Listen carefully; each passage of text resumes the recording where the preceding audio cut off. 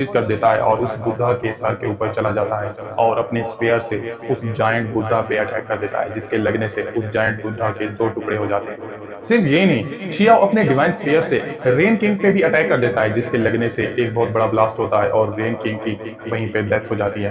क्योंकि rain clan के बंधु ने इंपीरियल सिटी को बहुत नुकसान पहुंचाया था, इसलिए शियाओ अपनी एम्परर की पावर को यूज करके रेन क्लैन को स्टोन किंगडम से खत्म कर देता है।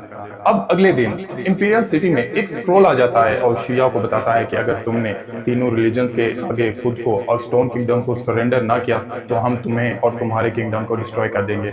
ये सुनते ही शिया गुस्सा हो जाता है और अपनी पावर से उस स्क्रोल पे अटैक कर देता है, जिससे वो स्क्रोल वहीं पे डिस्ट्रॉय हो जाता है। क्योंकि तीनों रिलीजन्स के मास्टर बहुत पावरफुल है, इसलिए ये देख के शिया उस गुफा के ट्रेजर्स को अपनी पावर्स के साथ कंबाइन कर लेता है और उससे स्टोन किंगडम के ऊपर एक बैरियर बना लेता है। सिर्फ यही नहीं, वो अपनी ड्रैगन पावर्स को भी उस बैरियर के साथ कंबाइन कर लेता है, जिससे वो बैरियर पहले से ज्यादा स्ट्रॉन्ग बन जाता है। मगर वो बैरियर पूरी तरह से कंप्लीट नहीं हो पाता, जिस पे वार किंग उसे बताता है कि भले ही आप ड्रैगन की पूरी पावर को स्टोन किंगडम के ऊपर यूज कर लें, मगर फिर भी ये बैरियर कंप्लीट नहीं होगा, क्योंकि एंशिएंट रूल्स के मुताबिक स्टोन किंगडम के रक्षक को उसके लोगों की जरूरत होती है। यानी जब स्टोन किंगडम के लोग उसका साथ देंगे तभी वो रक्षक उस बैरियर को कंप्लीट कर पाएगा।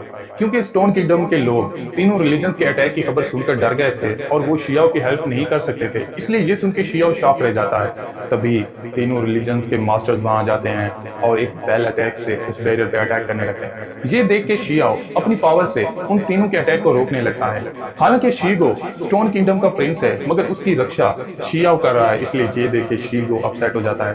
तभी शिया को रियलाइज हो जाता है कि अगर मैंने उन तीनों रिलीजन्स के बंदों के साथ फाइट की तो ये बैरियर जो कि मेरी एनर्जी से खड़ा है वो टूट जाएगा और इससे मैं स्टोन किंगडम के लोगों की रक्षा नहीं कर पाऊंगा।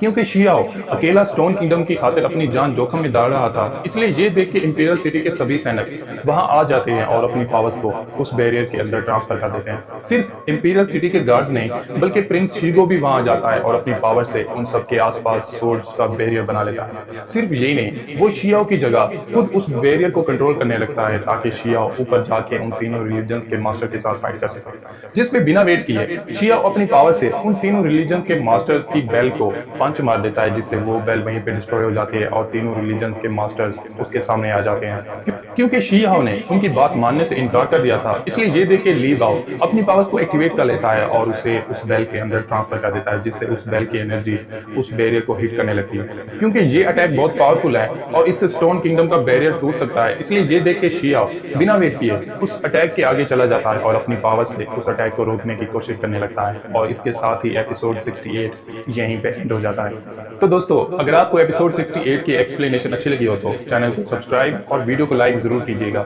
और अगर आप चाहते हैं कि मैं आगे के एपिसोड्स को भी एक्सप्लेन करूं तो कमेंट करके जरूर बताइएगा। Thank you.